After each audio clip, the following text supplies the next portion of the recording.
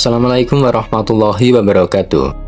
Halo kawan, berjumpa kembali bersama Boxem, channel yang siap menyajikan informasi seputar dunia MotoGP serta sinematik story pembalap. Sebelum kita masuk ke videonya, jangan lupa subscribe dulu ya kawan, biar tidak ketinggalan informasi yang saya bagikan.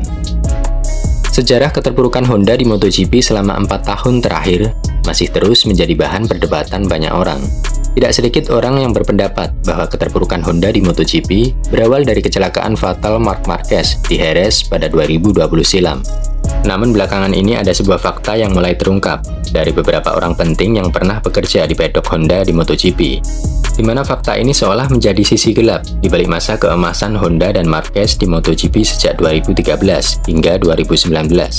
Yang sedikit banyak dinilai sebagai pemicu tenggelamnya prestasi Honda dan Marquez sejak 2020 hingga 2023. Pertama ada Dani Pedrosa, pembalap yang pernah bertandem dengan Marc Marquez selama 6 tahun, yaitu sejak 2013 hingga 2018, di mana Dani Pedrosa pernah menyampaikan sebuah kekecewaan terhadap Honda sejak kedatangan Marquez pada 2013 silam. Rasa kecewa itu muncul dari kurangnya respon para teknisi Honda terhadap umpan balik dan masukan yang diberikan Dani Pedrosa soal apa yang dia rasakan dan apa yang perlu diperbaiki dari RC Tuan Trivinya. Apa yang diungkapkan mantan pembalap Honda yang kini berperan sebagai test rider KTM tersebut sudah pernah saya bahas dalam video saya sebelumnya. Untuk video lengkapnya ada di deskripsi ya kawan.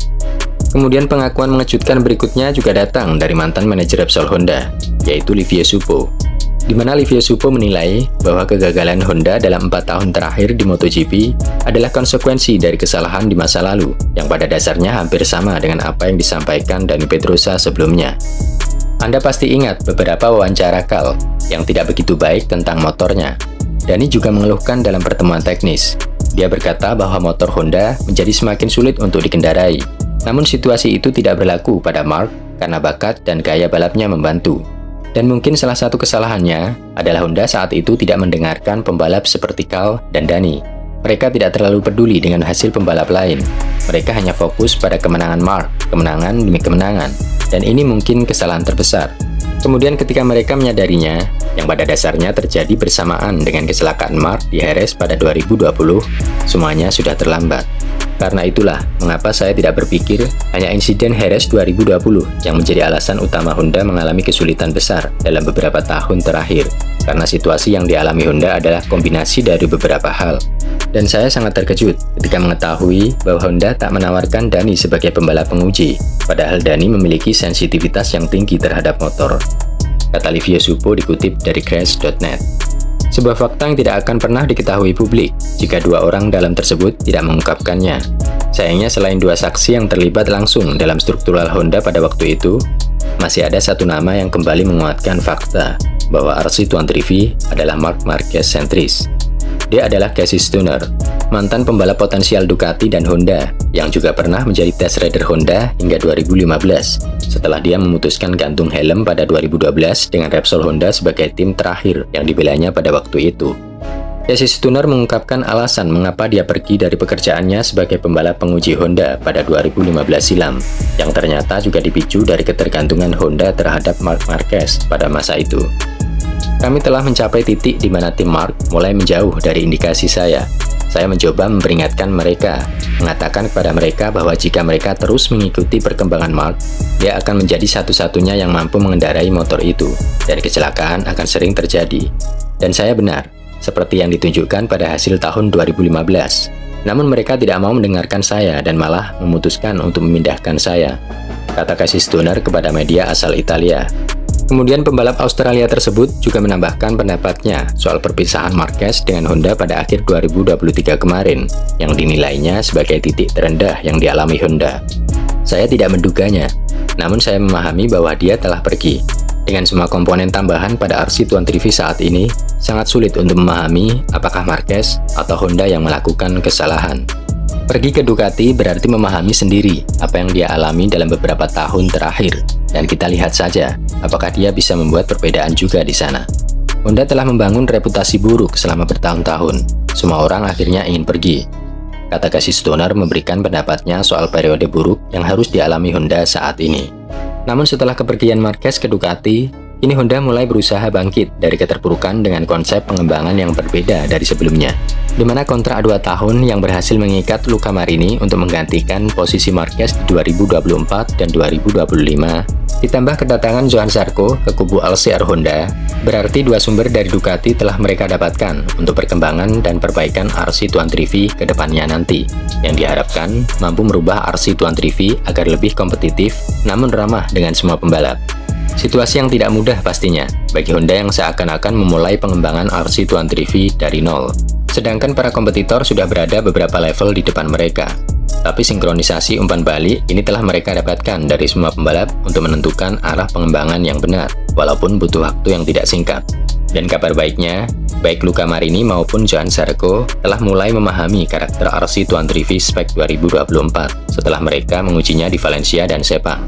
Bahkan Luca Marini juga telah memberikan masukan kepada Honda bahwa RC23V mereka memiliki DNA tersendiri yang masih mampu digali potensinya tanpa harus menjadikannya seperti Ducati. Saya rasa bukan cara yang benar untuk mengikuti Ducati. DNA setiap motor harus tetap sama untuk memanfaatkan kelebihannya. Honda punya poin yang sangat bagus. Kita perlu mengusahakannya, bukan sekedar mentransformasikan motornya menjadi Ducati. Ini bukan cara yang benar, karena ada banyak kelebihan Honda yang masih tersimpan, kata Luca Marini menegaskan. Luca Marini memang mendapatkan hasil yang kurang memuaskan dari winter test Sepang kemarin yang menjadikannya sebagai pembalap Honda paling lambat di urutan ke-18. Namun hasil tersebut didapatnya dari masa adaptasi dan analisis kompetensi motor agar mampu memberikan umpan balik yang tepat kepada para teknisi, apa yang dia rasakan dan apa yang perlu diperbaiki untuk RC23V. Luca Marini juga mendapatkan apresiasi dari para teknisi Honda sebagai pembalap yang mampu menganalisis motor dengan sangat baik. Hal itu disampaikan langsung oleh Alberto Puig yang menjabat sebagai manajer tim Honda di MotoGP. Luca Marini sangat metodis. Dia adalah pria yang tidak ingin meninggalkan apapun untuk nanti. Dia ingin menunjukkan semua hal yang dia rasakan dan komentarnya sangat jelas. Dia memiliki pemahaman yang baik tentang motor, meskipun ini adalah pertama kalinya dia mengendarai Honda. Ini sangat menjanjikan. Dia berasal dari motor dengan performa tinggi, dan sekarang telah memahami motor ini. Tapi dia telah beradaptasi dengan sangat baik di tim, dan kami sangat bangga dengan usahanya hari ini.